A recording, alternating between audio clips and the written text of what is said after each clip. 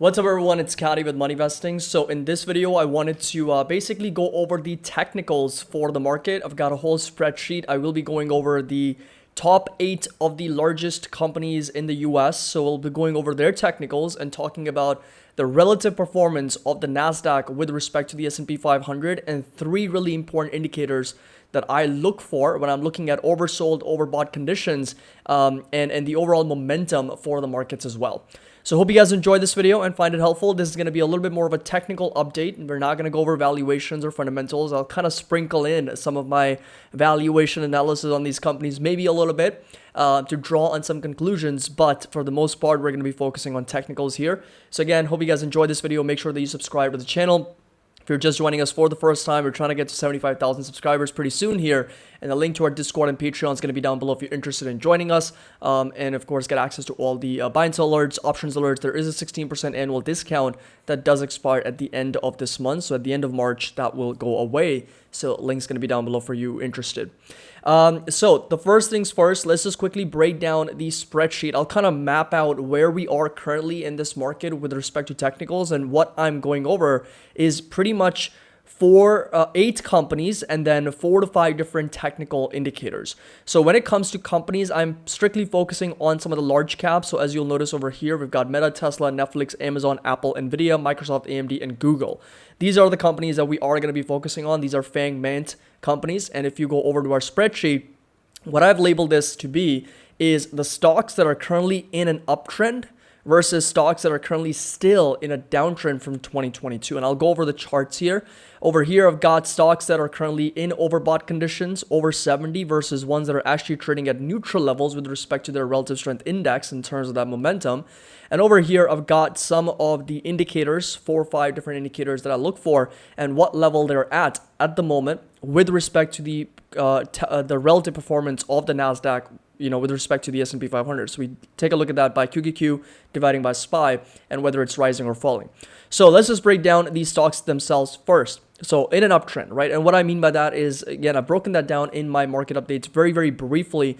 But if you take a look at how Nvidia has performed since November, right? Since October, November, it's obviously rallied about 143%. It's one of the best performing stocks, in the last 6 months or so. So what you'll notice very, very briefly is a downtrend over here. Since the beginning of November 2021, it pretty much sold off over 68%. This right here was a downtrend, right? So lower highs and lower lows.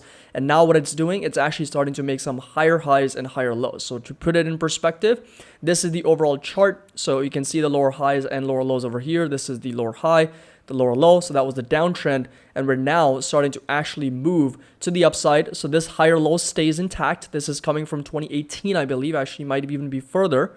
2019. So it's coming from 2019. That higher low stays intact, kind of validated us during COVID. And this right here is the higher low and the higher high that we're pretty much now getting a blow the top off rally with, of course, the RSI now well over 73, even on a weekly time frame. On the daily and the weekly both, it's trading at overbought levels at over 70. That's why it's both in an uptrend and overbought at the moment. Talking about advanced micro devices, a very, very similar situation. So we do have AMD also trading inside this higher highs and higher lows. RSI not exactly quite at 70 or overbought levels, but it is getting up there. It is a rising pattern for the RSI. The momentum is very strong, and of course we're getting up to that higher high. So we're breaking out of that downtrend. Earlier we were in this downtrend, so let me just map that out very quickly. These right here were the lower highs, lower lows. So we were consistently in this downtrend, making this lower high and this lower low. And now the pattern's pretty much flipped, right? So we have moved from a downtrend over to an uptrend, hence why it is on over here, both an uptrend and not really overbought. But like I said, it is rising and it's getting up there. So certainly can be considered a little bit more on the overextended side, but not technically overbought. Now talking about Meta is another stock that is one of the best performers since October. It's also rallied, quite a bit since from its lows of $85, $87, it's rallied a little bit over 130%, very similar to Nvidia. And this right here can be seen as a little bit of an uptrend. So of course, in the past, it's had huge gap downs.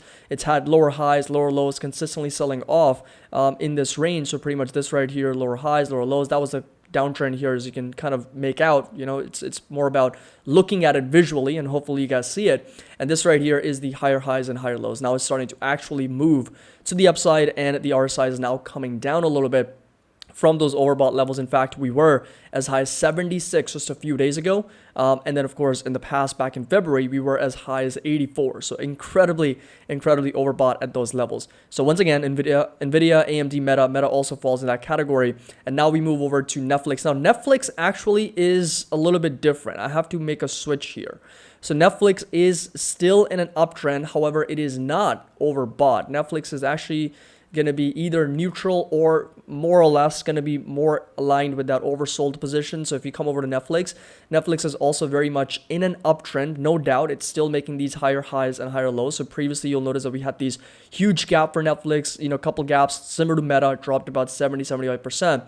And then it started making these higher highs and higher lows. So if I map that out very quickly, that's very simple. It's going to be this right here: higher low, higher high, higher low, higher high, higher low, higher high, and right now it's almost at this higher low once again. So that is the overall pattern within which Netflix is trading at, and you've got an RSI that is, quite near oversold levels. In fact, it is coming off of those oversold levels and bouncing right back off, and so is the MACD. So it is actually in an uptrend, but it's at a higher low of its pattern as opposed to Nvidia, AMD, Meta that are at a higher high, right? So that's a little bit of a dispersion there between Netflix and some of the other ones. So still in an uptrend, but at a higher low point of its uptrend, and not quite overbought yet.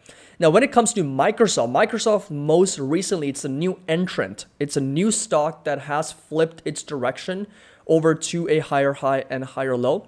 So as you can see that this right here was the longest downtrend for Microsoft as well. So again, you'll notice that we got rejected here, lower highs, lower lows, lower highs, lower lows, lower highs, lower lows. Then we started going sideways, a little bit consolidation, and now a breakout to a new higher high, higher low, and now we're getting up to a higher high once again. So it's now a little bit of a shift for Microsoft happening in real time. There is a technical shift for this stock. So it is a new entrant in the uptrending channel, and its RSI is 70, right? Over 70. So it is considered to be overbought. So both uptrend and overbought, Microsoft sits perfectly.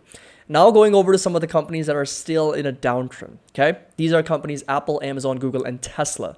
So let's just start with Apple. And Apple here, if you take a look at this chart very briefly, we are still very much in a downtrend. This is the overall pattern that I'm referring to. As you can see that we were very much in an uptrend for the longest time. Then what happened? We started going sideways a little bit, and then of course starting in December 2021, Apple dropped about 32% from its all-time highs, and now we're just pretty much going in this downtrending channel where Apple is pushing higher, getting rejected, selling off, pushing higher, getting rejected, selling off, pushing higher, and now we're at this lower high standpoint of its pattern. Still in a downtrend, but we're at a lower high at the moment. And you'll notice that the RSI, it's not like it's overbought or oversold. It's very neutral. It's at 56, right? It's kind of like in the middle. It can go in either direction. If we actually do get rejected from this lower high, as we have gotten rejected in the past, and we've got a resistance at 157, it's very much a possibility that Apple starts to roll over and we see an RSI come back down to oversold conditions and touch on its lower low once again. We'll talk about that here later in the video, but just wanted to show you guys the pattern, which is very much still in a downtrend. That's the difference, right? That's why Microsoft is no longer in a downtrend. It's actually in an uptrend. Nvidia was way past that uptrend in quite a few weeks here. Meta, Netflix, AMD, all in an uptrend, except Apple still in a downtrend, still kind of battling through this right here. That's the downtrend within which it's trading at. Same thing with Amazon. If you take a look at Amazon more broadly, you'll notice that it's still very much in a downtrend. It's making lower highs and lower lows. It's still taking its sweet time to actually break to the upside when it comes to this overall downtrend. And the breakout actually happens when Amazon is able to break past this previous high, break out, start making higher highs, and then eventually higher lows, and then start kind of forming this pattern, right? That's what we're looking for, a higher high and higher low pattern for Amazon in order to break out of this downtrend. Same thing with Google. Although Google is doing really well right now, more recently, we had a trade idea on Google. I mean, this week it was up over 12.5%, but still in a downtrend, right? Still making lower highs and still making lower lows. So very much. But what I will say about Google is that it's actually, in the early stages of what Microsoft was before it shifted that direction. Same thing with Amazon too. Amazon also mostly now trading sideways as opposed to anything else. We're not making new lows, right? We're not making actual new lower lows for both Amazon and or Google, because Microsoft, as you'll notice in the past, was also trading sideways before it actually went up. This right here was that box that I can put this sideways consolidation for Microsoft before it actually started breaking to the upside. And if you take a look at what Google is doing, very, very similar price action, right? So you'll notice that it actually is trading sideways more than anything else. And if we can get a breakout past this lower high, it's possible that Google also shifts that direction and starts making these higher highs and higher lows. Same thing with Amazon as well, right? Trading sideways first, consolidation. This is more or less called price stability, where we are seeing no longer new lows for these stocks, but instead they're shifting sideways. They're consolidating with the market, and they're the ones that actually do come out on top, leading the market, which is what is shown in the Nasdaq's performance with respect to the S&P 500. And of course, there's other macro risks related to that. So if I were to kind of dive right into this chart, which is QQQ with respect to SPY, this is more of a relative performance chart. So if I go over, first of all, let's just break down Tesla very quickly. Tesla's still in a downtrend. This is the overall lower highs and lower lows. It's a little bit of a different downtrend. It's got a widening wedge pattern where we have a lower high and we've got a lower low over here. And it's going to take a lot of momentum for Tesla to actually break past its downtrend. It's going to take us way past 260s, 270s for Tesla to actually break out of its downtrend and actually start making some higher highs and higher lows. But nonetheless, RSI very, very neutral at 46, so not overbought, not oversold, and the price itself still very much in a downtrend. So here's your list. You've got downtrends over here, four and not 9. Out of 9, we've only got 4 that are still in a downtrend, and 5 of them are actually still in an uptrend at the moment, and some of them are considered overbought, which can seem a little bit over technical risk, because if these stocks considered overbought start rolling over with respect to, let's say, AMD or Nvidia or Microsoft even, because of how much they've pushed higher in the last few weeks, and especially the candlesticks itself, right? So for Microsoft, I don't really like this candlestick. It does scare me off a little bit, considering that there was a lot of selling pressure coming back in. Nvidia's candlestick does not enlighten me at all, because this is a bit of a shooting star candle where buyers were stepping in all the way up to 264, and then we had sellers step right back in to bring us all the way down to here. AMD's candle also, it's kind of okay. There's a lot of consolidation happening at this in this body here, but it's still green on a green day, so that is okay. But then if you take a look at Netflix is the only one in that uptrend that's coming down to its higher low. So if we do see some of these names, right, if they start to roll over because they are overbought, that can put technical pressure on the existing market, because they have really been the big drivers of the markets pushing higher. And the fact that these stocks have also rallied within their downtrend. They're still in a downtrend, but they have rallied within their overall pattern. Now, because all these stocks have rallied, right, needless to say, they've rallied within their own patterns, whether they're in a downtrend or in an uptrend, they've rallied regardless. That's led to the QQQ versus SPY chart rising, right? So we have seen this correlation outplay in the last several weeks here. In fact, I think this has been the 11 straight days of Nasdaq's outperformance with respect to the SPY. So what this chart tells us is that if this chart is rising, that means the Nasdaq is outperforming. If this chart is going down, that means Nasdaq is underperforming, and all of this is with respect to the S&P 500. So what you'll notice is if you go back to the dot-com bubble, you'll notice this huge spike all the way up to as much as 1.1. We got up to that level, and that was insane amount of outperformance from the Nasdaq with respect to the S&P 500 as we were building up to the dot-com bubble. And then, of course, we had this massive collapse in tech companies, and the dot-com bubble burst, 74% drop, and then just lots of consolidation. And then eventually, we started a more stable, more consistent uptrend. It wasn't like a parabolic move up all the way back up, and then all the way back down. It wasn't like a bubble like this, but instead over time we kind of built on that slow and steady growth of tech earnings and tech companies, and we were in this uptrend of higher highs and higher lows. So that's what you can see on this chart. If you come down, what you'll notice is that after the dot-com bubble burst in 2002, we pretty much saw a very nice consistent uptrend of this QQQ with respect to the SPY. In other words, since 2002, the Nasdaq has outperformed the S&P 500. That's what the chart shows, because it's an uptrending chart. If you take a look at SPY divided by QQQ, it's the exact opposite, right? It's a mirror image of what that chart was. It's a downtrending chart, right? So you can see how consistently the S&P has underperformed the Nasdaq in that time period. And more recently, though, it has been falling over pretty aggressively. What does that mean? That simply means the Nasdaq stocks are where one needs to be. Those are the stocks that are outperforming the market. Now, there's a couple different reasons for that. As I've already mentioned, a lot of them were oversold. A lot of the valuations were really low. So it makes sense why we're seeing a lot of investors flock towards tech. There's another reason for it. As financials and other banking stocks become unfavorable, considering all the systemic risk we have, banking stocks, with everything, all the risk they carry, tech stocks provide a more sort of safe haven type nature, and that's where investors are also hiding out right now. These companies have a significant war chest. They've got plenty of cash on the balance sheet. So that's another very, very good key element for flocking over to tech stocks, because they are safe, because they have growth, they're cyclically driven, and the fact that we are seeing a lot of low valuations, or at least we did see a lot of low valuations for these companies about 3 months ago, 6 months ago. So this is the overall chart. And I think, in my opinion, I'm going to be very honest, I do believe if this outperformance continues, a lot of it obviously depends on how individual stocks end up doing with respect to their own patterns. That's very, very important, because if this continues, if Nvidia continues this blow the top off rally, gets up to 300, AMD continues to rally past $100, right? Meta gets past 200, continues to see that overbought conditions play out even more and more, and keeps on this rally. Netflix get a little bit of a bounce from its higher low. Microsoft continues on this momentum, and these companies start to switch. In other words, what I'm saying is, if downtrend shifts to uptrend, so if this happens, right, where downtrend pretty much, here, let me just do that.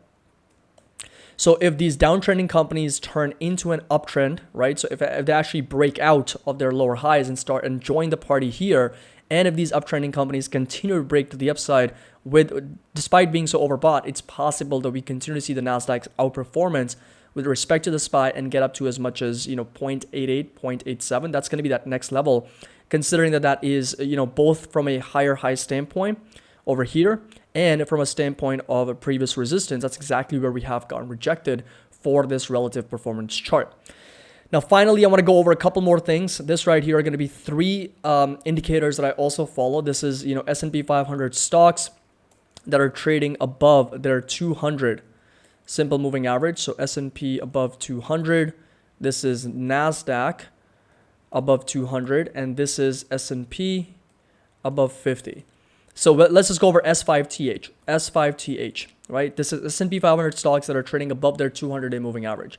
And we are right now at level 1. So I've kind of broken it down into 3 levels. And what that means is, how deep is this pullback, or how deep or how significant is this sell-off in the market? And you'll notice that obviously the percentage of stocks trading above their moving averages can't go beyond 100%, right? I mean, at one point you can only have at the most 100% of stocks trading above their 200-day moving average, or you can have as low as 0% of the stocks trading above their 200 moving average, right? That's the only range. It can never go above 100. It can never go below 0. So every time you'll notice that we get up to as much as 94, 95%, we get a pullback. Why? Because there's 95% of stocks trading above their 200-day moving average.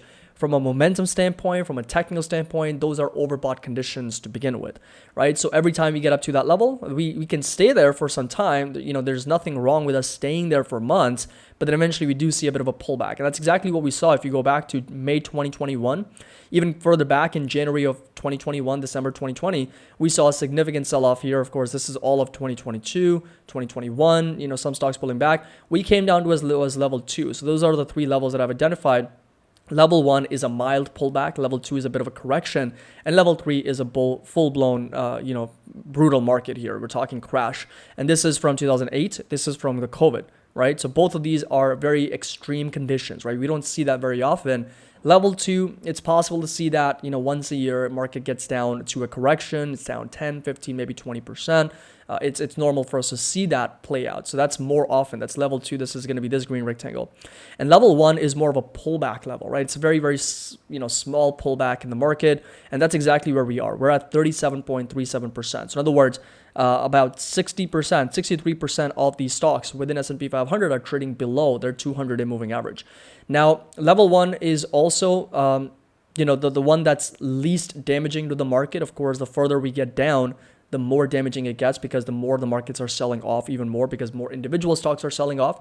So psychologically, I think it makes sense why there could be a short-term pullback from these levels, considering that we have validated this in the past. And again, level 1 considered it as like the least attractive buying opportunity, so to speak, right? I mean, I would be very much interested in buying if stocks are down a lot, right? I mean, if stocks are trading at a discount, they're trading really, really cheaply, trading on a sale, I love to buy them a lot. But level 1 is kind of like, yes, we can get a short-term bounce here, but we really need to be paying attention to level 2. Level 3 is kind of extreme. So level 2 is definitely the one to watch from a short-term perspective, short-term bounce perspective, but level 2 is the one where I would really be interested in buying stocks in heavy discounts. Same thing if you come over to this other indicator, that's going to be the NCTH. That's going to be this one right here. Again, we're on level 1 right now, and there's only level 1 and 2 on this one because we don't really have the data for further back. And level 2 is kind of extreme, and this is again April 2020, March 2020. Nasdaq stocks obviously dropped quite a lot during the 2022 crash as well, and you'll notice that we came down to 11%. In other words, over 90% of the stocks in the Nasdaq were trading below their 200-day moving average. One of the best buying opportunities, of course. And right now we're coming back down to level 1, which is a very, very normal pullback level for the markets. And then finally, if you take a look at MMFI, that's going to be another indicator to focus on. Right now we're at 20%, and we're at level 1. This is percentage of stocks. So this is not the S&P 500, but this is all percentage of stocks, all that are trading above their 50-day moving average, right? So if you go back, right now we're at 20%, meaning 80% of these stocks are trading below their 50-day moving average in the entire market. And again, you can see that it's broken down into 3 different levels. We're right now at level 1. It's kind of a broader level because we have sold off even more. We've come down to 10%, 11%. More extreme level is going to be down to less than 2%, less than 5%. So bottom line is that, in my opinion, the market has, it's more of a coin toss. Like I'm not going to sit here and pretend that I know all the answers, but what I'm going to give you is some data points. Okay. So if these downtrending stocks, Apple, Amazon, Google, are able to break to the upside and actually break out of their downtrend and move to this uptrending column, right? Then we have very, very strong momentum behind this market. We've got a lot of strength.